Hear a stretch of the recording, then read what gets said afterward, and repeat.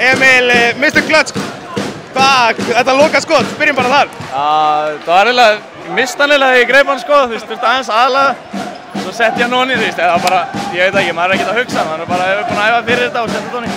Þetta var ekkert búið að ganga henni rosalega vel, ég var þar að segja að setja stíginn niður, varst ekkert að hika við þetta skot samt? Nei, það var bara fyrsti leikur sem setti eitthvað, svo ég var alltaf búinn að setja körfur.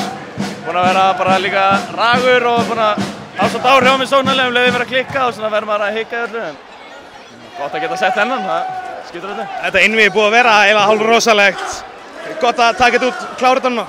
Já, mjög gott, maður var líka hrósa Keflavíkurmönnum sko, þeir komu og lömdu og börðu okkur í bara hverju einasta possessioni.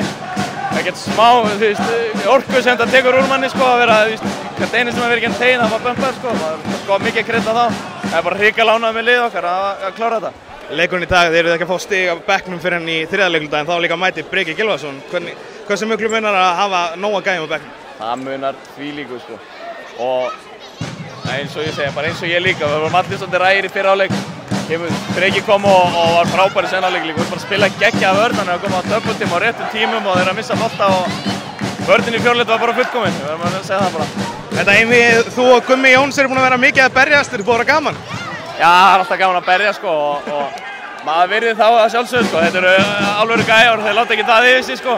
Þannig að bara skemmtileg seríu og nú erum við bara að undirbúa okkur næstu sko. Nú er það bara þessi seríu búinn og það er hvað, KR, bara beint í þá, undirbúa okkur fyrir þá. Eigið þið nú orku eftir fyrir það? Já, það er ísbæði kvöld og orkudrykkir og það eru góðir.